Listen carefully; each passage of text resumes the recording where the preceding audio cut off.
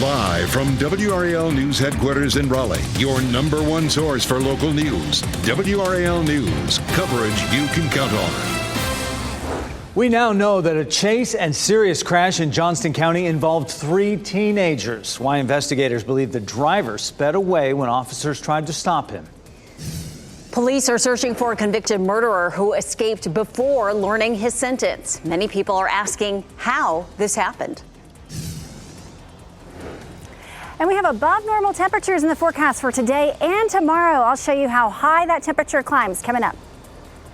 3 teenagers are fortunate they survived after a high-speed chase ended in a horrible crash. Good afternoon to you. I'm Jeff Hogan. And I'm Renee Chu. Thanks for joining us. Police in Wilson's Mills say it started after a driver ran a stop sign at West Olive Road, cutting across the westbound lane of Highway 70 Business. At times, speeds reached 100 miles per hour. The chase ended in a serious crash. WRAL's Brett Neese is live at the scene right now with what we have learned about the driver and the passengers in that vehicle. Brett, some pretty shocking details here. It really is. The police chief revealing a lot about what happened right here at Strickland Road and National Drive. The chief telling me that Strickland is such a windy road that those speeds reaching over 100 miles an hour, that's why this driver, this 15-year-old, lost control right here at the end of where these 2 roads meet. We have some video from the WRAL Breaking News Tracker to show you what this scene looked like early this morning. It all played out around 2:15 a.m. And you can see a lot of damage to the vehicle that was involved here. Chief Williams says that a 15-year-old was driving, another 15-year-old and a 17-year-old were in that car last night when that officer tried to pull them over for going through a stop sign in this area. The chief says that the officer was walking up to the car, and that's when the teens sped off and a chase began. The car flipped several times when it went off the side of the road and crashed here at Strickland and National. 2 of the 3 teenagers were taken to the hospital. All of them are expected to be okay. Police believe that 15-year-old fled the scene initially because he did not have a valid driver's license. We're going to speak to the police chief here this afternoon. We'll have more updates coming up on our evening newscast. Live in Wilson's Mills, Brett Neese, WRAL News. Have you seen this man? Police say he's a convicted murderer and he is on the loose. WRAL's Sean Gallagher is live in Durham, where officers are trying to figure out why he was not in custody before his sentencing. Sean. Yeah, well, an Alamance County judge set his bond at $0 in connection to this murder. But Latego Marshall has a long criminal history. While he was out waiting trial for this murder, he was actually picked up here in Durham in 2023 on drug charges. And a judge here set his bond at $100,000 for that. And Burlington police say this is Latego Marshall, 47 years old, 5'10" and weighs around 210 pounds. He is known to frequent Burlington and Greensboro. Now, Marshall's trial last week was for a 2017 homicide where police say a man was killed during a drug deal. Court documents also show Marshall was arrested about a month later in 2018 and then released in 2021 for a $0 bond. Now, during the trial, court documents show he never returned from a lunch break Friday, and authorities issued an arrest warrant for him. The fact he was out pre-trial to begin with is something NC Central law professor Irving Joyner calls unusual. If the person has been a repeat offender or it is a very serious charge, then it is likely that they are going to get either a property bond or no bond at all. And certainly in a case where a person is charged with murder, it is highly likely that they will not be able to get any type of bond. Now, clearly, there are questions that still need to be answered. Why did the judge set the bond at a $0 bond rate for an accused murderer? And why wasn't the community notified about this until late Monday, almost 3 days after he left that trial? And I have reached out to the Alamance County Superior Court judge, the DA's office, and the Burlington police to better understand why this all happened, but no one has responded yet. In Durham, Sean Gallagher, WRAL News. And happening right now in the WRAL Live Center, we continue to follow the tragedy that is unfolding right now after 2 people were killed in that school shooting in Madison, Wisconsin. Yesterday, a student and a teacher were killed. This happened at Abundant Life Christian School in Madison. The governor there in Madison posting to X saying flags will be flown at half-staff until Sunday at sunset as we honor those whose lives were taken and forever changed yesterday. Pray for the full recoveries of those injured and mourn with and support the Abundant Life Christian School community. The community also starting to set up a memorial outside of the school right now. Here's what we know. 15-year-old Natalie Rupp now is the suspected shooter. She died on the way to the hospital after shooting herself. 6 others were hurt. Right now, a motive is unclear. A news conference is set for 2 p.m. this afternoon. And like you said, Michelle, less than 2 hours away, we do expect to get that update on the investigation into the shooting at that Christian school in Wisconsin. It happened inside a classroom in a study hall of students from mixed grades. The shooter was 15-year-old Natalie Rupp now. Police say she used a 9mm handgun to carry out that shooting. A teacher and a student are dead. 6 others have serious injuries. Police say the teen's parents are cooperating with law enforcement to find out exactly where the gun came from and a motive. We have been made aware of a manifesto, if you want to call that, or some type of letter that's been posted by someone who alleged to be her friend. We haven't been able to locate that person yet, but that's something we're going to work on today. And police also plan to look through the shooter's computer or cell phone to see if there are any messages between her and someone else about what she was planning. Spring-like weather is here, but it's temporary. Meteorologist Amy Wilmoth is out on the WRAL weather patio to let us know how long the warm temperatures will stick around. Amy. We have 2 days of these above normal temperatures before temperatures get back to normal thanks to a cold front that arrives tomorrow. But look at how mild it is right now. I could probably take the jacket off. There's enough of a breeze that it's a little cool, but it's 67 in Raleigh. Winds are out of the southwest at 10 miles per hour. Very comfortable outside right now. It's also 67 in Rocky Mount, 68 right now in Fayetteville, 61 in Roxborough. It's 64 in Clinton. We're 17 degrees warmer right now in the Triangle compared to this time yesterday. 20 degrees warmer right now in South Hill and 17 degrees warmer in Southern Pines. So definitely warmer today compared to yesterday. Outdoor exercise, the weather is nice. It's not humid. It feels pretty good out here with the breeze. Temperatures will be in the upper 60s and low 70s this afternoon. And then overnight tonight, some patchy fog possible, a couple of stray showers, and temperatures stay mild in the 50s overnight tonight. Now we have one more day tomorrow with the above normal temperatures, 70 for the high. And then Thursday, 56 for the high. It is cooler, 53 for the high Friday. And look at the weekend. Temperatures for highs will be in the 40s and low temperatures eventually will be in the 20s. Coming up, we're going to take a look at the rain hour by hour that heads our way tomorrow with the front and a look at how cold it gets over the weekend. Amy, thanks. The fate of a Raleigh supermarket owner is now in the hands of a jury. The jury started deliberations at 10:26 this morning after 5 days of testimony. Tazir Zarqa is charged with second-degree murder. 9 men, and 3 women must decide if he is guilty of that charge, voluntary manslaughter, or not guilty at all. Zarqa is charged with stabbing Mark Garrity to death. He contends that Garrity was trying to steal a $4 Gatorade. Garrity was stabbed 4 times in the store and later died. Zarqa is claiming self-defense. Today, one of President-elect Trump's most controversial cabinet picks, Robert F. Kennedy Jr., is back on Capitol Hill. And Trump fiercely defended Kennedy in his first news conference of the transition at Mar-a-Lago. NBC's Garrett Hake was there and asked Trump about Kennedy's health policies. President-elect Trump's polarizing pick to lead the Department of Health and Human Services, Robert F. Kennedy Jr., returning to Capitol Hill this morning for a marathon day of meetings with senators. Kennedy, the former independent presidential candidate turned Trump supporter and longtime vaccine skeptic, pressed on his views about the polio vaccine as he shuttled between meetings. Kennedy has long touted discredited claims of a link between childhood vaccines and autism, which have been repeatedly debunked, leading to concerns about what his leadership of the federal health agencies could mean.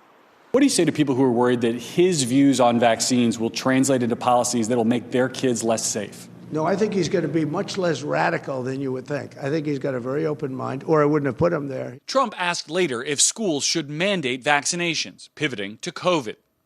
I don't like mandates. I was against mandates. Mostly Democrat governors did the mandates. But school vaccination requirements are set by states, with the federal government providing vaccine approvals, recommendations, and schedules, limiting the direct influence Kennedy or Trump could have. Trump also announcing a $100 billion investment from Japanese technology firm SoftBank, which he says will create 100,000 new American jobs by the end of his term, and remarking on his improving relationship with tech company leaders who have traveled to Mar-a-Lago to meet him.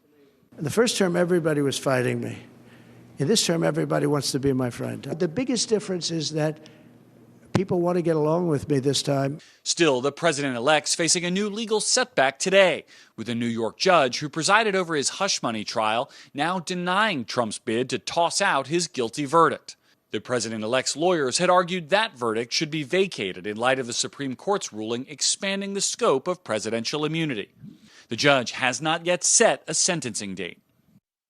That was Garrett Hake reporting. Meanwhile, 13 Republicans who participated in the 2020 fake electors plot will cast real Electoral College votes today for President-elect Trump. Each was picked again by Republicans to be electors this year and will sign authentic certificates certifying Trump's win. Today's Electoral College meetings in each state and the District of Columbia are largely a formality.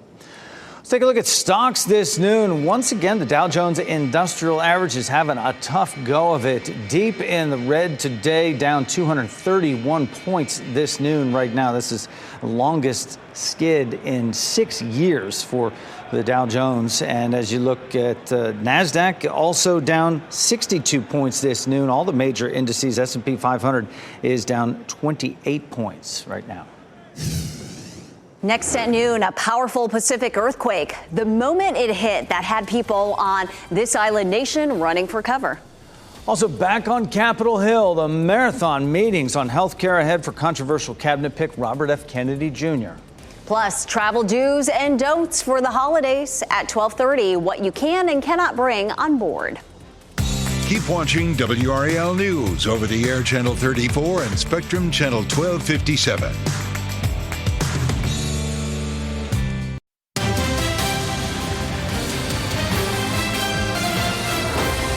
New this hour, accused Gilgo Beach serial killer Rex Heuermann is now charged in the death of a seventh woman. The parents of Valerie Mack were in court today as Heuermann was charged with the November 2000 murder. He has pleaded not guilty to charges for the murders of 4 women known as the Gilgo Four, and that includes North Carolina native Amber Costello. NBC News has learned that a grand jury in New York City could hand up an indictment this week against Luigi Mangione. Mangione is the Ivy League graduate charged with killing United Healthcare CEO Brian Thompson nearly 2 weeks ago. Meanwhile, the Manhattan DA says there are signs that Mangione may not fight extradition. We've also learned that a documentary is in the works about the December 4th murder. Public officials are pushing back on that development, reminding people that Mangione is in prison, accused of murdering a 50-year-old father of 2. Dramatic video captures the moments a powerful earthquake struck the Pacific island nation of Vanuatu.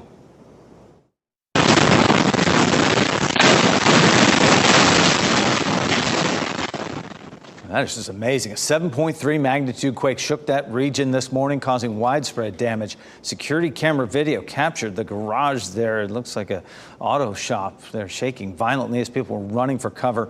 At least one person was killed. Local police expect that number to rise. Vanuatu is home to about 330,000 people. The woman arrested for stowing away on a flight from New York to Paris last month is due in court this afternoon. FBI agents took Svetlana Dali into custody yesterday after she was caught trying to sneak into Canada. Investigators say Dali cut off her ankle monitor and boarded a Greyhound bus. She was caught in Buffalo, New York at the U.S.-Canada border. Dali will likely be charged with bail jumping and could face up to 5 years in federal prison.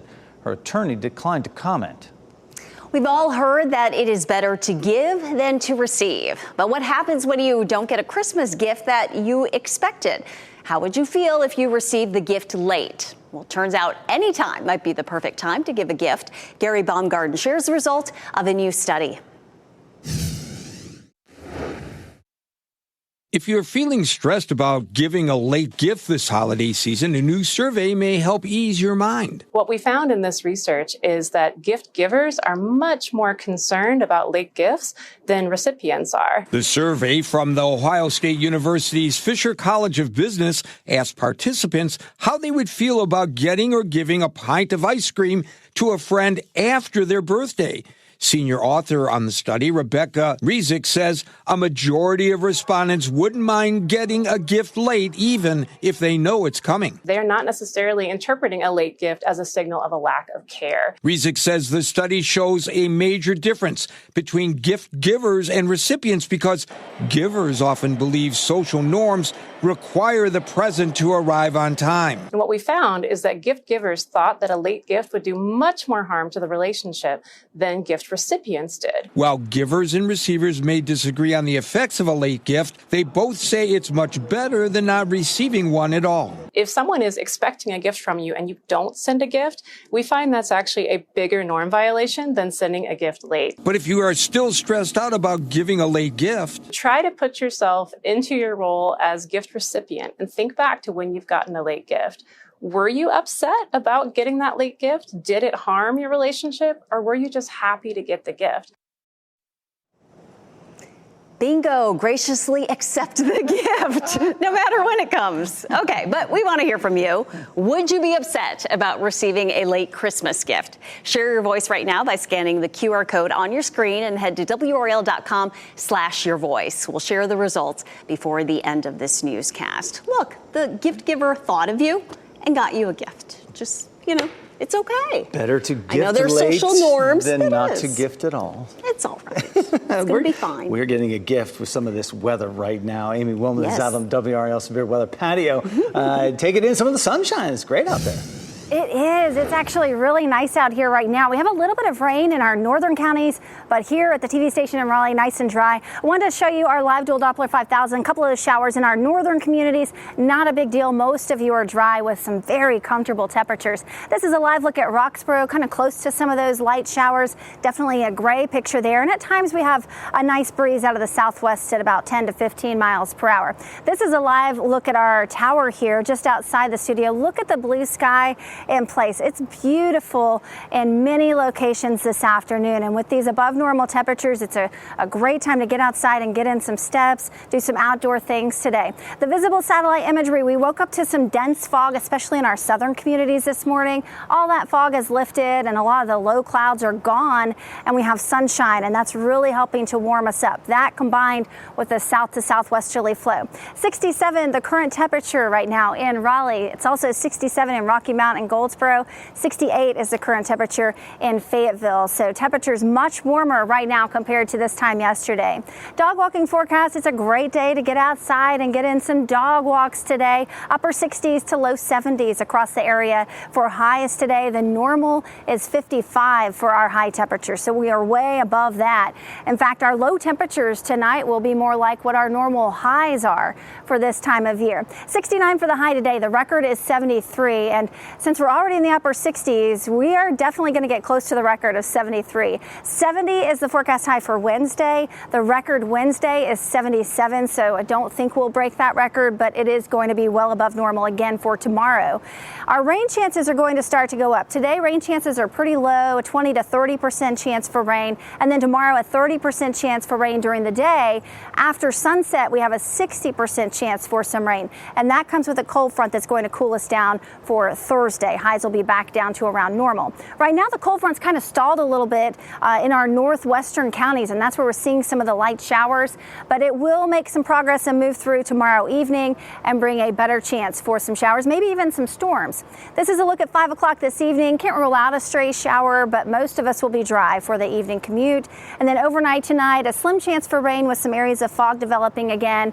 At 6 a.m., we could have some showers in our northern counties, but many of us dry to start the day on Wednesday. Wednesday. At lunchtime, just a slim chance for a stray shower, not a big deal. And even at 6 o'clock, there's not a lot of rain showing up, but the cold front is approaching us at that point. And as it moves in late in the evening after sunset, we'll have that better opportunity for showers and storms. This is 9 o'clock in the evening, and we could have some storms in our southern counties late tomorrow evening, tomorrow night. Anywhere from about 1/10 of an inch to 1/4 of an inch, so not a ton of rain, but we are below normal for rainfall across a good part of central and eastern North Carolina, and below normal precip is in the forecast for the end of the month as well. So this is some rain we could use, and we'll get some hopefully late tomorrow. Mild the next couple of days, and then cooler Thursday and Friday with highs in the 50s. Look at the weekend, highs in the 40s with lows in the 20s. I'll have more on the cool down and the Arctic air headed our way for the weekend coming up. Amy, thank you. TikTok is fighting back against its looming ban. Coming up this afternoon at 4, we're looking into the impact of the social media app, and we'll share what support it's receiving on the national scale. Plus, the state is releasing data showing the levels of cancer-causing radioactive gas in your county, how you can reduce your exposure to radon at 5. And still ahead this noon, changing the culture for airline passengers with disabilities, the expanded rights for people in this protected class. North Carolina already requires everyone in a vehicle to buckle up. Coming up, the new rule that will help keep people safe nationwide.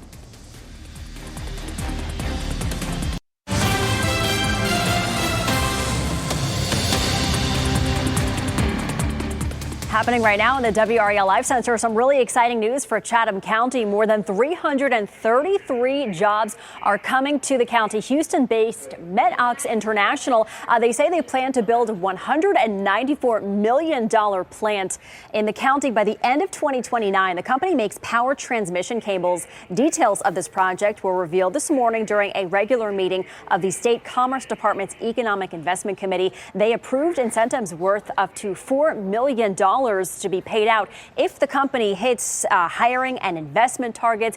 The annual salary for that job is estimated at about $75,000 a year.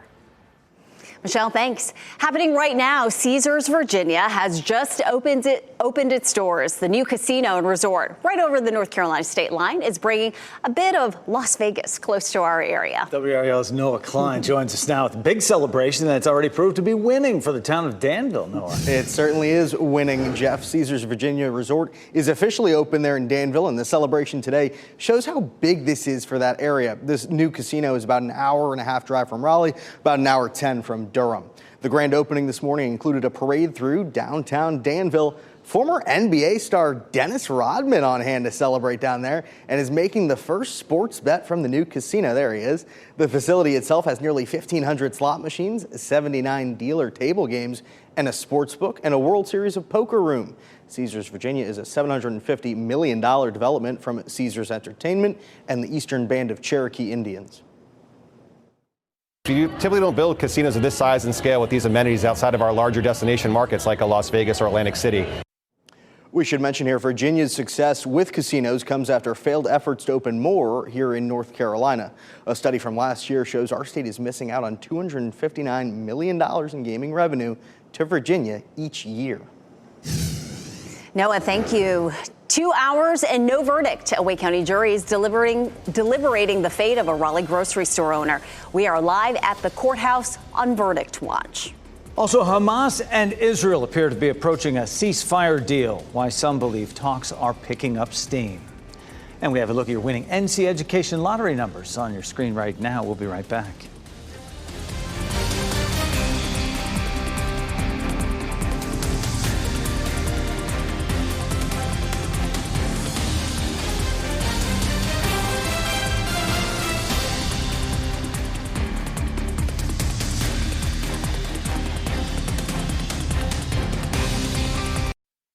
Shot in 4K ultra high definition. Your number one source for local news. WRAL News. Coverage you can count on. Welcome back. The fate of a Raleigh supermarket owner is now in the hands of a jury. The jury started their deliberations at 10:26 this morning after 5 days of testimony. WRAL's Chelsea Donovan has been covering this case right from the beginning and just stepped out of the courtroom to give us the update. Chelsea. Yeah, so we're just a little over 2 hours now. I've just stepped out into the hallway, and if you will look behind me, you can see some of the Garrity supporters and family on the left-hand side. And if you look farther down the hallway to the right in that seersucker suit, that is the defendant, Mr. Tazir Zarqa, with what looks to be another attorney. So we are really sort of in verdict watch here. No questions have been asked of the jury. They went right into deliberations, picked that foreperson, and they've got three things to decide: whether Zarqa is guilty of second-degree murder, voluntary manslaughter, or not guilty at all. Now, 61-year-old Tazir Zarqa is charged, though, with second-degree murder. 9 men and 3 women must decide his fate, and it has to be unanimous.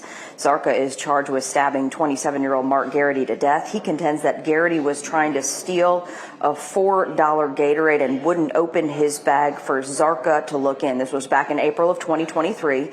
Garrity was stabbed 4 times in the store. He later died. Zarqa is claiming self-defense. Now, what does Zarqa face? If he is convicted of second-degree murder, we're looking at a maximum of around 20 years in prison, as he has no prior criminal record. Voluntary manslaughter, you're looking at a maximum of about 5 years in prison. And then, of course, not guilty, he serves no time. Now, I want to show you one thing. The family obviously is going to be talking after the verdict is read, whether it's guilty or not guilty. They plan to wear these T-shirts here that say "Justice for Mark." We understand that there are a long list of family members that will be speaking after this verdict is read. They've got some buttons too. But again, we're just a little more than 2 hours, so it remains to be seen if the jury is going to come out and ask for their lunch break or work straight through. We're here, and we'll bring you live coverage online and, of course, on WRAL. Live at the Wake County Justice Center, Chelsea Donovan, WRAL News. A local doctor accused of raping a patient wasn't charged. He was promoted. WRAL Investigates learned Michael Cootie was charged with sexual assault only after a second accusation. He was fired from his job and no longer has a license to practice at all after the state medical board revoked it. Tonight at 6, WRAL investigates how a text message led to the doctor's charges. Israel and Hamas militants appear to be moving closer to a ceasefire deal. A Palestinian negotiator says talks are entering a final phase. NBC's Raf Sanchez explains why some say negotiations have ramped up. Even as Israel continues intensive bombing of the Gaza Strip, there are signs that a ceasefire hostage deal may at long last be coming together. Israel's defense minister was speaking to a closed-door parliamentary hearing yesterday. I spoke to a lawmaker who was in the room. He says the defense minister told them a hostage deal is closer than ever. And what's worth noting is this defense minister is very loyal to Netanyahu. He would not be out there raising expectations about a potential deal without a green light from his boss. Another potential indication, Jake Sullivan, the president's national security advisor, was here in the Middle East last week. He met with Netanyahu. He met with the leaders of Egypt and Qatar. But while he went back to Washington, the president's most senior Middle East advisor, Brett McGurk, remains in the region, and that is being seen as a possible sign that a deal is coming together, and it was important to have a senior American official to try to get it over the line. U.S. officials also saying that President-elect Trump has injected a real sense of urgency into this process. He was speaking at Mar-a-Lago yesterday and repeated his brash threat that, in his words, there will be hell to pay if a deal is not in place by the time he is inaugurated on January 20th. Raf Sanchez, NBC News, Tel Aviv. A Palestinian official outlined the three-phase plan, which would see civilians and women soldiers held hostage in Gaza released in the first 45 days, with Israeli forces pulling out of cities. A second stage would see remaining hostages freed and troops withdrawn before the third stage, ending the war. Of 96 hostages still held in Gaza, 62 are assumed by Israel to still be alive. President Joe Biden marked the final White House Hanukkah celebration of his administration, reflecting on the horrors of October 7th, 2023. The holiday gala is the second since the start of the Israel-Hamas war. Biden vowed he will continue to work to get all the hostages home. Now, I thought being the first man ever in this role was going to be a pretty big deal. And it was. But it turned out that being the first Jewish person ever to be a White House principal was an even bigger deal. 2 years ago, Jill and I displayed the first ever permanent White House menorah, made of the original wood from the White House building. We displayed it again tonight to make clear that history and vibrancy of the Jewish life is woven into the fabric of America. President Biden went on to say the horror of October 7th and its aftermath is still raw and ongoing. He's gotten over 100 hostages out of the Middle East and vows not to stop until all of them are home. And back here in the WRAL Life Center, we're learning from the Hope County Sheriff's Office there was an attempted kidnapping at a Walmart in Hope County on Fayetteville Road yesterday. This is where the Walmart Supercenter is by Rayford. The Sheriff's Office says around 6:30 last night, deputies responded to that Walmart in reference to an attempted kidnapping of a child. A mother and a child were in the parking lot. The male was wearing dark clothing when he attempted to reach inside the car and take that child. The mother was able to stop that man from taking the child. That's when the man took off. There were no reported injuries, and this investigation is ongoing. Safety regulators have finalized a new rule on seatbelts. Starting in September of 2027, new passenger vehicles will have to sound an alarm if passengers in the rear seat do not buckle up. Regulators estimate the rule will save 50 lives a year and prevent 500 injuries once it's fully in effect. Passengers in the rear seat consistently use seatbelts at a lower rate than those in the front seat. In 2022, seatbelt use in the front seat was nearly 92%. Use of seatbelts in the rear seat was 82%. Holiday travel hacks, what you can and cannot bring on your flight to ensure smooth sailing through security.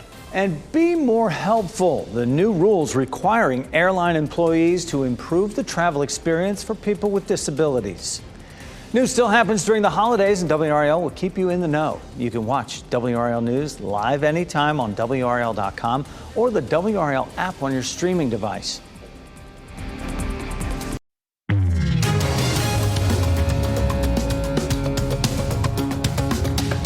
If you're traveling for the holidays, it is important to know what you can and cannot bring on board. And if you're traveling with young kids, there are plenty of resources to help you get through the airport. Jen Sullivan breaks down the do's and don'ts for holiday travelers.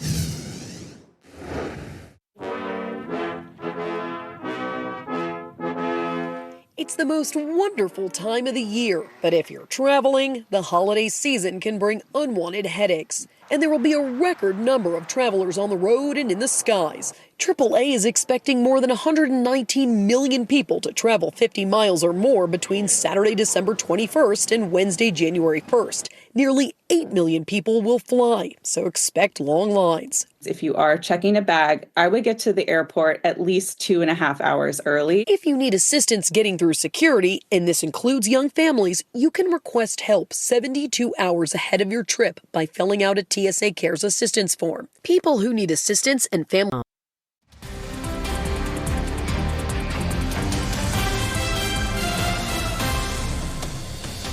Welcome back. It is 12:44, and we're going to have you look up at this live view up at the tower. But really, the clouds are just gorgeous. It looks like a painting out there right now. And our temperature is definitely on the warm side. Enjoy the mid to upper 60s today. You're watching WRAL News, available on YouTube TV and the WRAL app on your TV or streaming device. Children from around the world send letters to Santa every year expecting a response. Fortunately, the big guy is getting a lot of help from elves in a small town in the Midwest. Oliviana Combs takes us behind the scenes of this operation in Santa Claus, Indiana. Santa likes chocolate chip.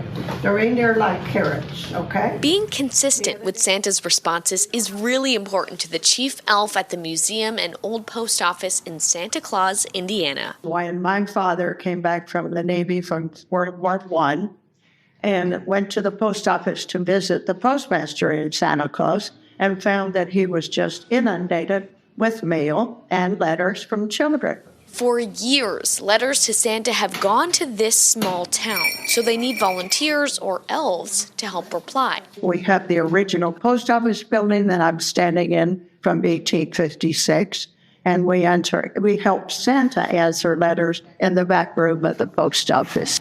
I think it's absolutely wonderful that children still believe because of all the social media and TVs and movies. Replying to these letters is important because it keeps the magic alive. Christmas for kids should be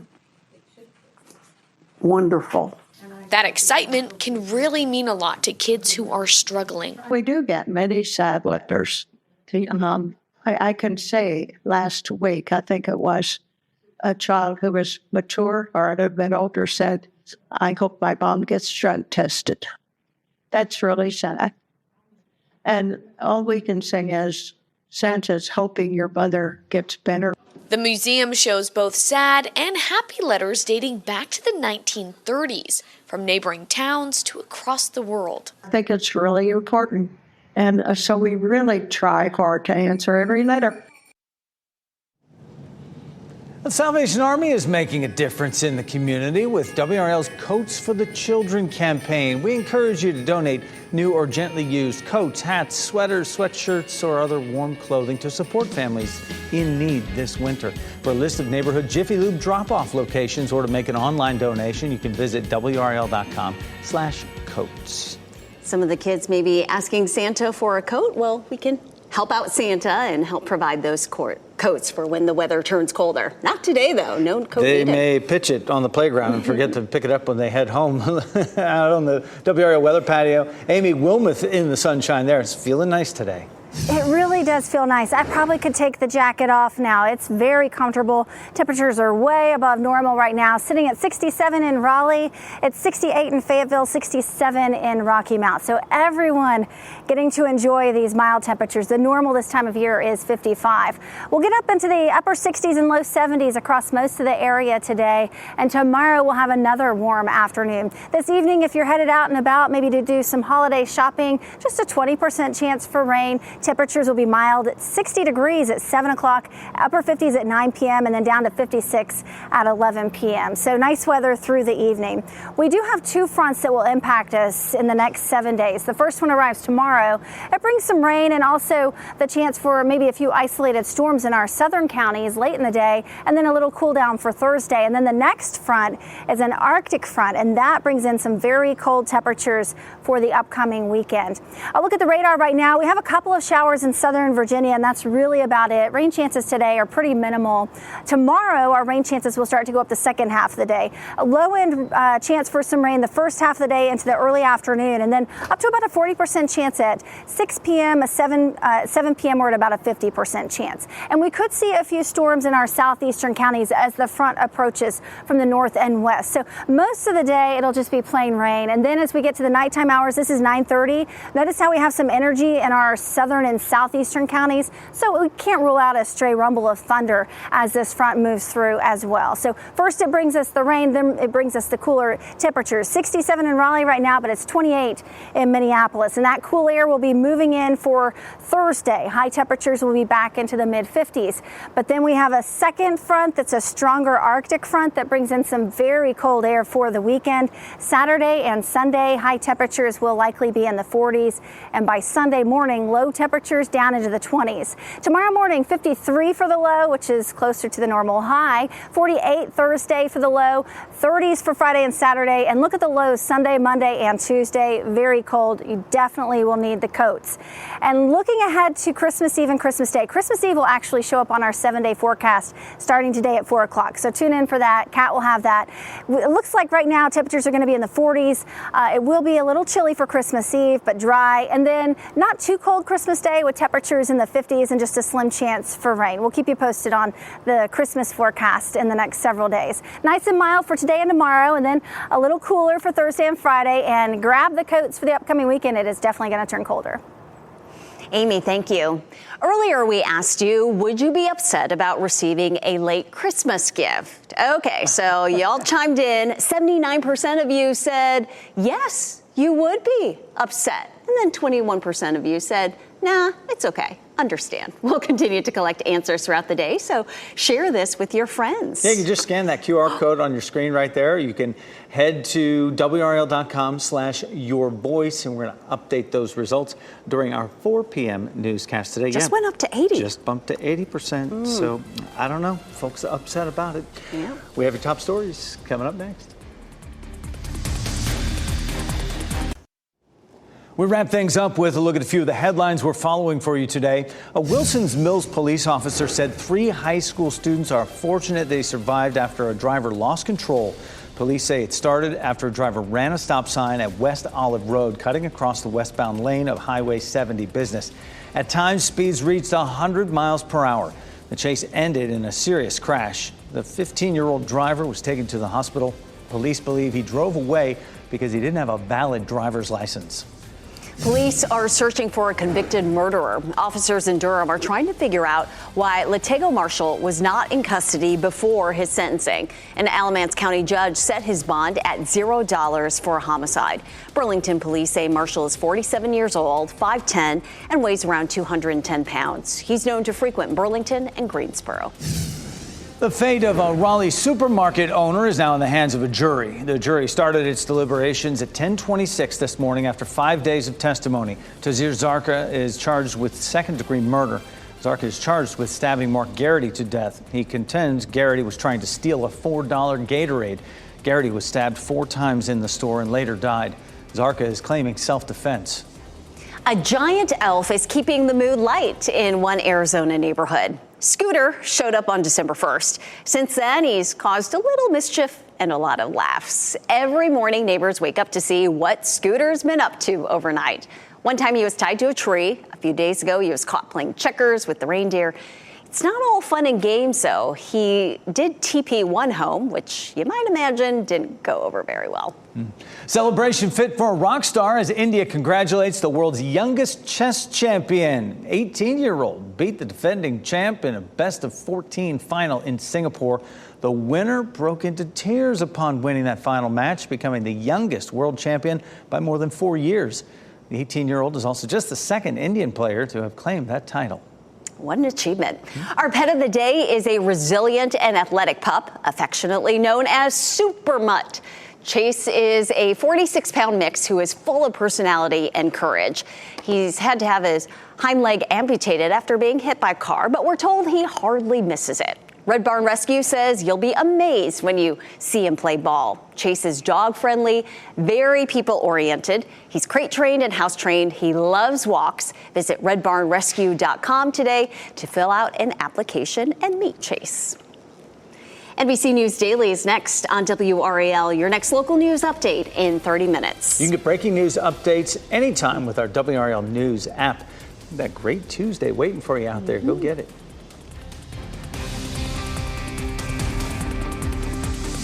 Keep watching WRAL News over the air Channel 34 and Spectrum Channel 1257.